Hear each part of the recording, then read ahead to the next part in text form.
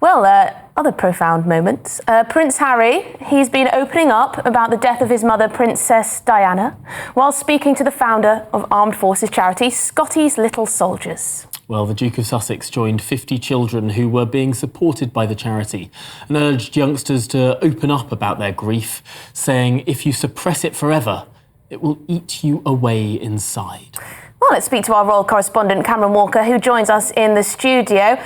Cameron, Prince Harry has spoken quite a lot about grief and bereavement from his mother's passing and the trauma he had. Did he say anything new that we haven't heard before? Well, I think what was interesting with this discussion that he had with the founder of charity Scotty's Little Soldiers, Nicky Scott, who set up the charity because her husband was killed in Afghanistan in 2009. He was serving in the British Armed Forces. And it was from her experience having to break the news to her then 5-year-old son, Kai, and 9-month-old daughter, Brooke, who clearly at the time didn't really remember. But the point being, she had to break the news that their father had been killed in action. And the lack of support at the time for children who were suffering from bereavements because their parents had been killed in conflict. So that's why she set up the charity. Prince Harry, of course, served 2 tours of Afghanistan himself, and he's a global ambassador for the charity. And the difference here was, instead of kind of talking about himself, which clearly we've heard a lot of in the last 3 years from Prince Harry with his memoir Spare and the Netflix series, I could go on, he was putting the spotlight back on the charity and on Nicky and her story.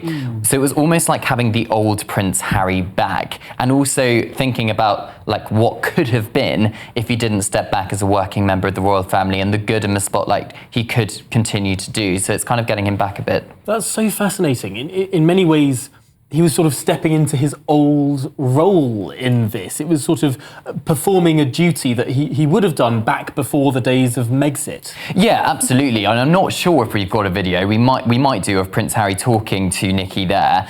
We don't. Okay, no problem. But of course, Prince, it is kind of like before the days of Megxit. He's been heavily involved in the charity for a good decade now. But when he came back for the Invictus Games celebration commemorations of the 10 years of Invictus last month, he spent time with 50 or so children, as you said in your link there, who are benefiting from Scotty's Little Soldiers. Hundreds of children have benefited. It gives them bereavement support, respite breaks for families as well, and kind of helps them with their grief. But he did talk briefly about his own experience about losing his mother, Princess Diana, and he talks about how a first instinct of a child when they lose a parent in awful circumstances such as that is, I have to be really sad for the rest of my life. And he talks about how those children who've lost parents through conflict feel like that, and how actually it's okay to be happy again later on in life when you've had the support, and realising that the parent you've lost would want you to be happy later on. So that's the message Prince Harry was trying to get across here. OK, and Prince William, his brother, what's he been up to? Yeah, so he is across in London today at an Earthshot Prize Stories of Impacts event, and he's been talking quite candidly. Have we got a video for this? I was told we did. Probably not. We do. We do. Let's listen to Prince William then.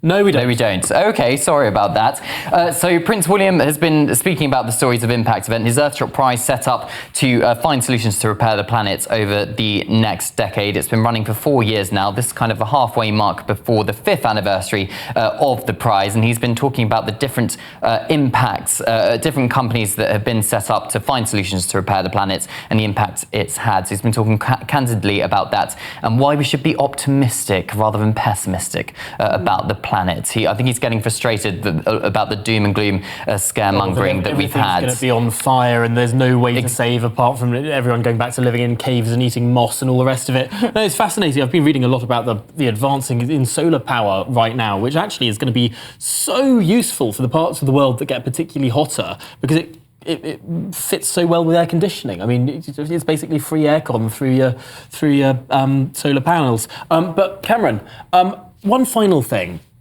which is because we've seen some senior royals step back, 3 senior royals, 1 in hospital, 2 regularly visiting for treatment, of course. Do you think that's encouraged Prince Harry to take on that perhaps more responsible role that you were talking about? Well, I think over the last few years, it's been pretty clear that Prince Harry's been pretty angry and frustrated with the situation he's ended up being in. And there's been long periods of absence, I think, from Prince Harry and indeed Meghan Markle. And this appears for him perhaps carving out his role again, what he enjoys, what his passion is, and I think that is clearly military engagements and military, and highlighting military causes, and that's what I think what we're seeing from Prince Harry. I don't think it's to do with we're losing members of the royal family temporarily, such as the Princess of Wales, Princess Anne. I think he's trying to go it alone. I don't think this is him trying to become a working member of the royal family again. I think he is pretty happy in California from the messages we're kind of getting from him, but clearly it is a huge frustration, I think, perhaps for those royal watchers and those royal fans who think what could have been if he stayed as a working member, and how much he could have perhaps helped, and indeed Meghan, if she stayed as a working member of the royal family in this situation where the slims down monarchy looking very slim indeed. Well, Cameron Walker, thank you so much for bringing us all of that in our Royal Roundup.